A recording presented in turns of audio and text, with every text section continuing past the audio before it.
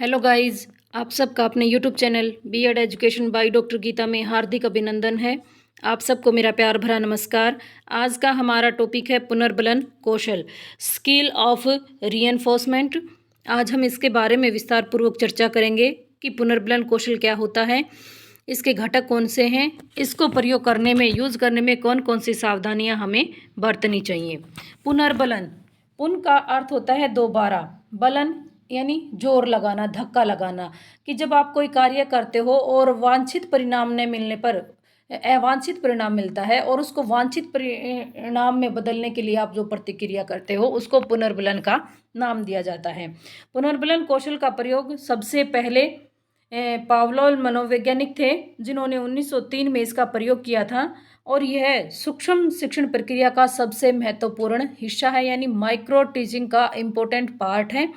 इस कौशल का विकास कर शिक्षक के व्यक्तित्व को प्रभावशाली बनाने का कार्य किया जाता है। पुनर्बलन कौशल के द्वारा शिक्षक छात्रों को अधिगम करने और शिक्षण प्रक्रिया में सक्रिय रखने का प्रयास करता है। पुनर्बलन कौशल का प्रयोग कर छात्रों के मनोबल में वृद्धि करने का प्रयास करने के साथ साथ ये छात्रों को उत्तर देने के लिए एवं सक्रियता दिखाने में भी यह सहायता करता है। छात्रों को अच्छे काम करने के लिए प्रेरित करना पुनर्बलन कौशल कहलाता है। पुनर्बलन शिक्षण कौशल वह शिक्षण तकनीकी है जिसके द्वारा शिक्षक को अपने विद्यार्थियों के व्यवहार में वांछित परिवर्तन लाने हेतु पुनर्बलनों के उचित चुनाव व उनके प्रभावपूर्ण उपयोग में सहायता मिलती है, जिसको पुनर्बलन का नाम दिया जाता है।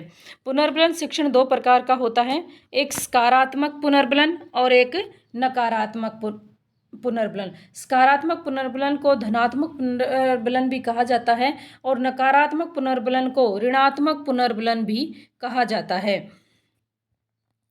सकारात्मक पुनर्बलन या धनात्मक पुनर्बलन की जो सकारात्मक पुनर्बलन है, ये वो उत्तेजना है जिससे प्राप्त करने का प्राणी या व्यक्ति प्रयास करता है, वह व्यक्ति की प्रतिक्रिया को बढ़ाता है, यह विद्यार्थी को सुखद अनुभूति कराता है। सकारात्मक पुनर्बलन का छात्रों में दो प्रकार से प्रयोग किया जाता है, एक शाब्दिक पुनर्बलन और एक अशाब्दिक पुनर्बलन।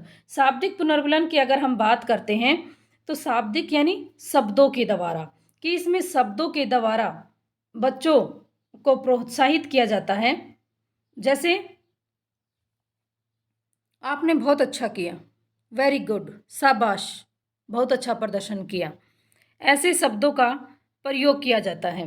अशाब्दिक पुनर्बलन, अशाब्दिक पुनर्बलन में यानी बगैर शब्दों के, इसमें बगैर शब्दों के प्रतिक्रिया दी जाती है, उनके मनोबल में वृद्धि की जाती है। जैसे बच्चा सही आंसर दे रहा है तो मुस्कुराना उसको देखकर, उसकी पीठ को थपथपाना या उसके उत्तर को श्यामपट्ट पर लिखना, ये सकारात्मक पुनर्बलन का उदाहरण है। नेक्स्ट है नकारात्मक पुनर्बलन। नकारात्मक पुनर्बलन से हमारा तात्पर्य है कि ये सामान्य परिस्थिति में वह उत्तेजना है जो प्रतिक्रिया को कम करती है। शिक्षा के क्षेत्र में इसका उद्देश्य विद्यार्थियों के अवांछित व्यवहार अथवा अनुपयुक्त उत्तर को, जो सही नहीं है, उसको निरुत्साहित कर उसकी पुनरावृत्ति न करने में सहायता करता है। इसके लिए नकारात्मक पुनर्बलन का प्रयोग किया जाता है। जैसे बच्चे को दंड दिया जाता है, कि उसकी पिटाई कर दी जाती है, कि वो वैसा, कि जैसे उसने गलत आंसर दिया है, आपने उसको पनिशमेंट दे दी, उसकी पिटाई कर दी, तो वो दोबारा से वो प्रतिक्रिया ना दोहराए, उस पर गुस्सा करना इत्यादि।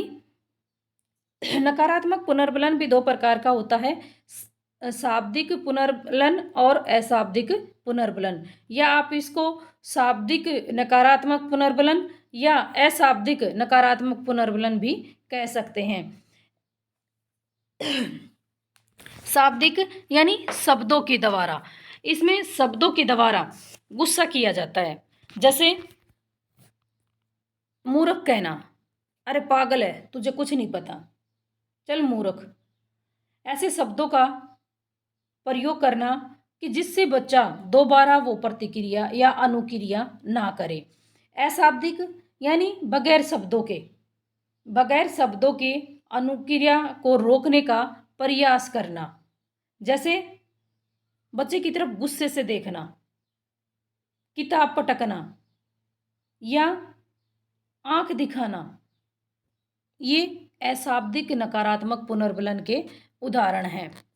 नेक्स्ट है पुनर्बलन कौशल के घटक।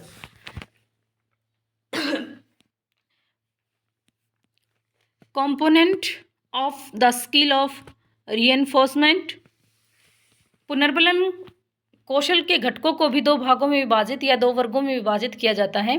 एक वांछित व्यवहार और दूसरा अवांछित व्यवहार, डिजायरेबल बिहेवियर और अनडिजायरेबल बिहेवियर।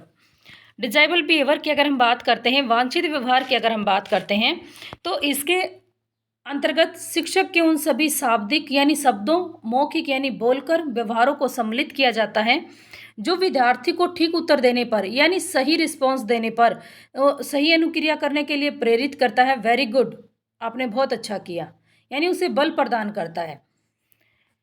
नेक्स्ट है बहुत अच्छा, यानी ठीक, बहुत अच्छा, आपने बहुत अच्छा किया, शाबाश, वेरी गुड, बहुत बढ़िया, अति उत्तम, ऐसे शब्दों का प्रयोग है वो करना चाहिए। नेक्स्ट है, इसके अंतर्गत शिक्षक विद्यार्थी द्वारा दिए गए उत्तर को दोहराता है और उसी उत्तरों को शब्दों में प्रस्तुत करता है और उसके सार को भी प्रस्तुत करता है। नेक्स्ट है, इस घटक के अंतर्गत शिक्षक ऐसी अधिक सांकेतिक भाषा का प्रयोग करता है जिसके द्वारा वह विद्यार्थी के व्यवहार में वांछित परिवर्तन लाने का प्रयास करता है। जैसे विद्यार्थी ने कोई रिस्पॉन्स किया है, कोई प्रतिक्रिया की है या अनुक्रिया की है, उस पर मुस्कुराना, ताली बजाना, आंखों या मुख के हाव भाव द्वारा प्रसन्नता व्यक्त करना। और इसके अंतर्गत शिक्षक विद्यार्थी द्वारा प्रकट किए गए सही भाव या विचार आदि को स्वीकार करने वाले कथनों का प्रयोग भी करता है। जैसे तुम्हारा ये कथन बिल्कुल सही है, आपने सही कहा है, बस थोड़ा सा और इसको स्पष्ट कीजिए, ठीक है ना, थोड़ा सा और मेहनत कीजिए, तुम्हारा तर्क स्वीकार करने योग्य है, कि ऐसे शब्दों का प्रयोग है वो करना चाहिए। नेक्स्ट है अवांछित व्यवहार। अवांछित यानी अनडिजायरेबल बिहेवियर, कि इस घटक में शिक्षक शाब्दिक या मौखिक अभिव्यक्ति के व्यवहार से नकारात्मक पुनर्बलन का प्रयोग करता है जो विद्यार्थी को निरुत्साहित करता है। जैसे बेवकूफ, अरे मेरा बेवकूफ है, गधा है, मूर्ख है, इत्यादि शब्दों का प्रयोग करता है।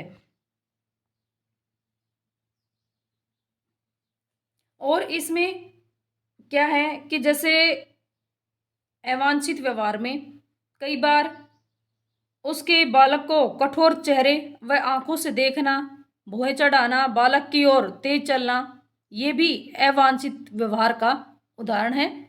नेक्स्ट है पुनर्बलन कौशल के प्रयोग में सावधानियां, कि पुनर्बलन कौशल के प्रयोग करते वक्त हमें किन किन सावधानियों का हमें प्रयोग करना चाहिए, यानी precaution will using the reinforcement skill.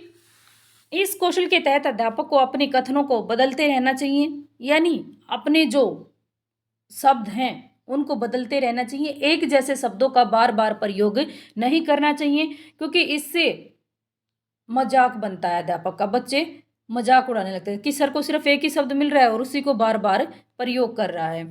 इस कौशल की आवश्यकता से अधिक अनुसरण नहीं करना चाहिए, बालक की प्रत्येक क्रिया पर इसका प्रयोग करना हानिकारक है वो होता है।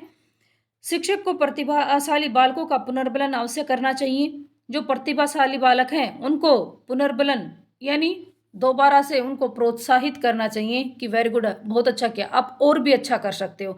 लेकिन जो इन बच्चों के अंदर हिचकिचाहट है, घबराहट है, एजिटेशन है और जो शर्मीली प्रवृत्ति के हैं, उन छात्रों पर विशेष रूप से पुनर्बलन है वो करना चाहिए।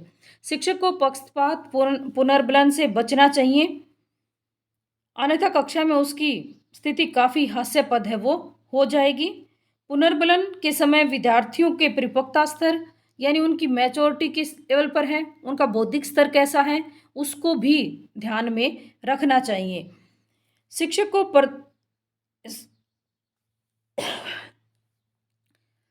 शिक्षक को इस बात का भी ध्यान रखना चाहिए कि इस कौशल का अधिक से अधिक अनुसरण नहीं करना चाहिए, क्योंकि बालक की प्रत्येक क्रिया पर इसका प्रयोग करना हानिकारक है, वो होता है।